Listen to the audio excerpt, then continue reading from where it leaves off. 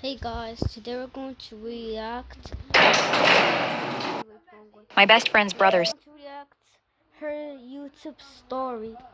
I think you all already know her, so let's just react to her. stood alone on the deck of a yacht and offered me champagne. My best friend's brother stood alone on the deck of a yacht and offered me champagne. Welcome aboard, my lady. I smiled awkwardly. Where is everybody else? They're all waiting for us out at the island. I stayed back to give you a ride. I froze because I thought I was supposed to sail out with all the other girls. He put his hand out and I took it. Stood up on a huge spread of food in a stocked bar. You remembered all of my favorites. I remember everything you tell me. That's weird because we've barely spoken in 5 years. It's strange that Carly didn't text me to let me know. I told her that you were good with me taking you out to her birthday party. Trust. Okay, wait. So this is like romantic, but I know there's always a plot twist in each short and each video, so stay tuned, y'all. My yacht's way nicer than the dingy ferry they were on. He smiled, stared at me for way too long, then sailed the yacht out to the open ocean towards the party island. The sun was starting to set over the horizon. He's going to I think he's going to kidnap her, and because he has a deep love in her, I guess. So let's just keep watching and wait for the plot twist. When Adrian sat a little too close. I want to share something deeply Oh wait, so listen, it says you trapped on a desert island with my stalker. personal with you. I fidgeted with my phone. No cell service. The memory of my mother leaving me when I was 9 haunts me to this day. I'm terrified to ever feel that way again. I still can't watch anyone pack a suitcase without getting choked up. I took a gulp of champagne. He touched my bracelet. I'm really careful who I let in because I have a lot of women that want me, which makes me really picky. A true connection should feel organic and magical. Okay, sorry, what is that face when he talks? Sorry, what is that face? Her YouTube star? What the hell is that? Kind of like what we could have. I stared ahead and stayed quiet, wishing the yacht could go faster. I was so relieved when we came up alongside the party island. Oh no, no way they're going to do their romantic thing. But then he sped right past it. Where are you going? Chill. The sun sets in 5 minutes. OMG. And I know another spot to watch it from that will make your heart stop and your panties drop. He laughed. I turned cold. Relax. It's just a joke. We sailed a few hundred yards away to another small deserted island and docked at an inlet with no lights. We stepped out onto the pink sand and he laid out a blanket with wine, strawberries, When did the world has pink sand? Sorry, but when did the world have pink sand? and chocolate. This place is only for people who understand what real exclusivity means. Only the privileged elite get to experience this. I wanted to get this over with as soon as possible. Wow, great sunset. You ready to go? You haven't even tried. Sorry, but what is this? Wait, what is this? Like, man, put on some sunscreen, man. Like, put on some sunscreen. Tried a strawberry. We watched the sun go down, and then he shifted closer to me on the blanket. I felt his thigh touch mine, and he gently caressed my arm. You good? I moved away. Yeah, I'm good. Are you sure? Because just a few seconds ago, you were leaning up against me all flirty, and now you're being a little standoffish. I mean, I wouldn't have brought you somewhere this private if I wasn't picking up a very strong vibe that this was mutual. I don't know what gave you that idea, but I'm not interested in you like that. He stood up, aggressively wiped sand off of his pants, walked a few feet away, and turned his back to me. The silence stretched out, and I felt the air turn cold. Wait, how is it nighttime already? How is it nighttime already? How is it nighttime already, bro? It was literally just the sunset. How? It was literally just the sunset. And now it's nighttime full?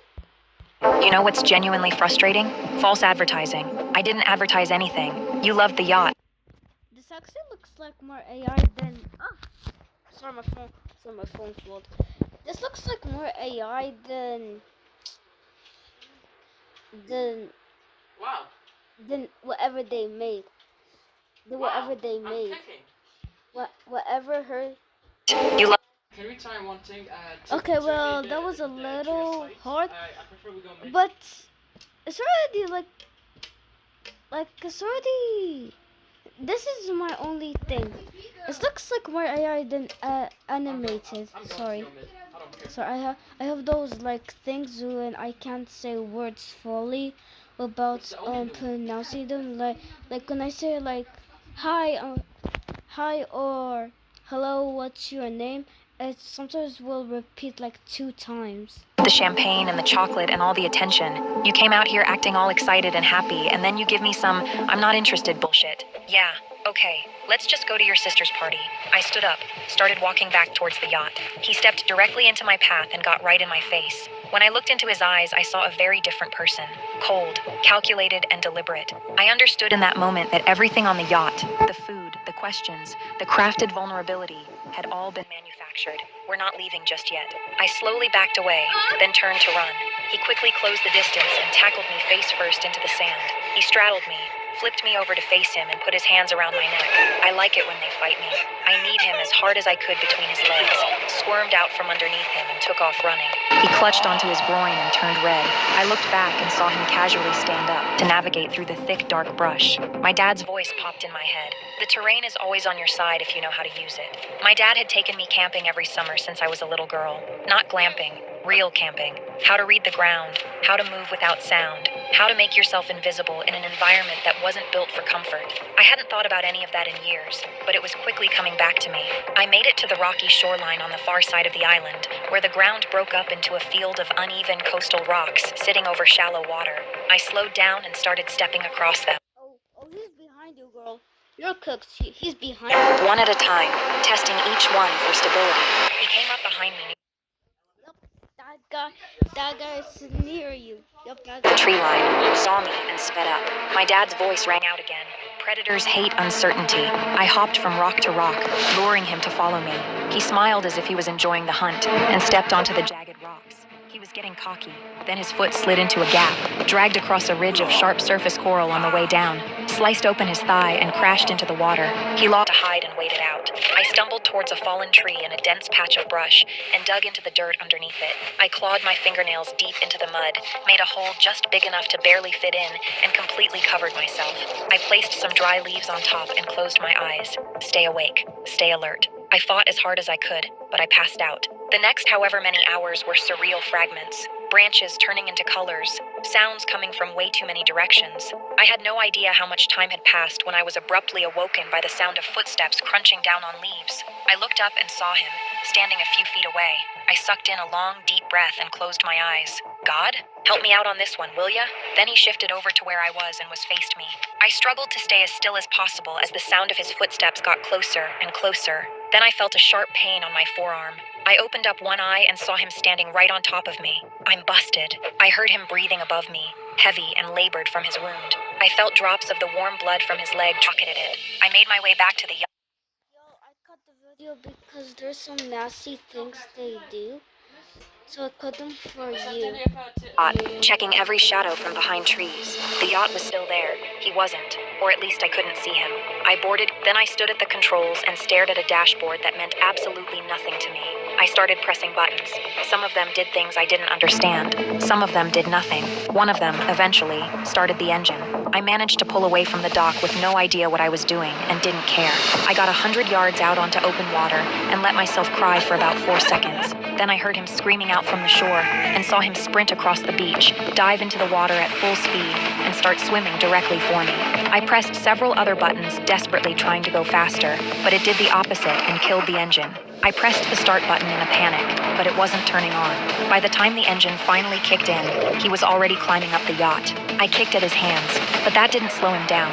He was coming up, and there was nothing I could do about it. So I sprinted into the main cabin, and as I turned a corner, my ankle caught on the edge of the door frame and sent me crashing down. I grimaced in agony and saw that my ankle was facing the wrong direction. I crawled back up, hopped on one leg. My ankle burned, but I could still move it, so it was most likely sprained and not broken.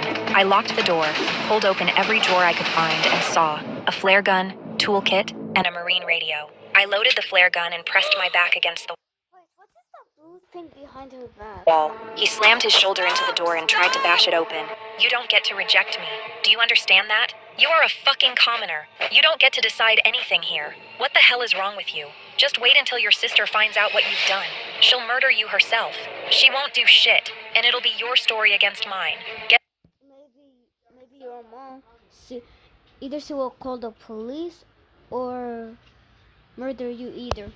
I don't know. who they'll believe. Definitely not the dumb girl from a poor neighborhood.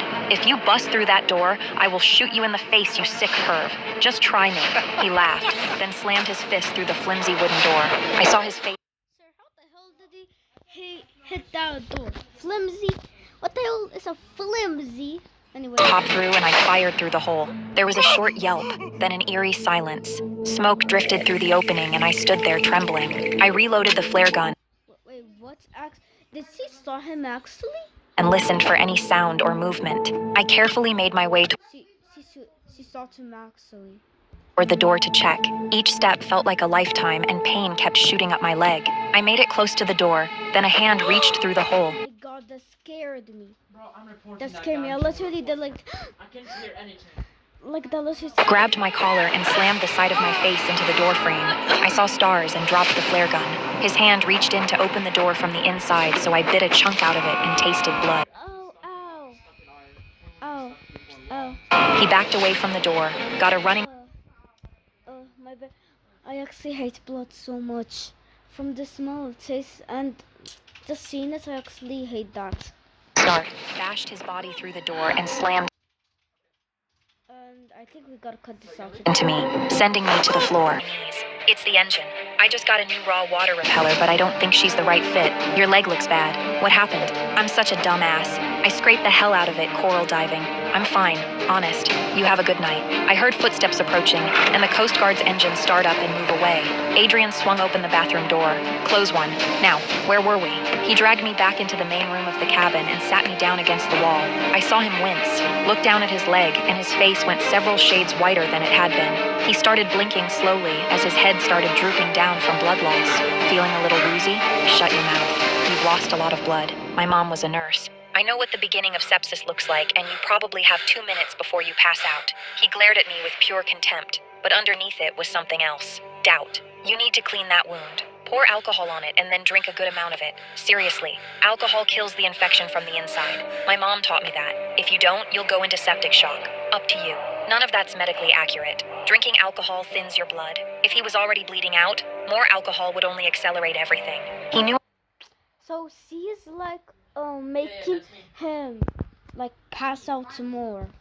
I might be lying, but he was scared, and he was fading fast, and didn't know enough to be sure. He grabbed the vodka bottle and poured some over the wound, howling at the sting of it.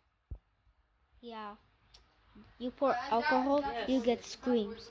No, he's actually going to... When I fix myself up, you and I are going to have a lot of fun. Then he tilted the bottle back and took a long, hard swig. His eyes went glassy. I smiled. You're a fool, and your whole family will know the truth about you. I don't care how wealthy your father is. No one will save you.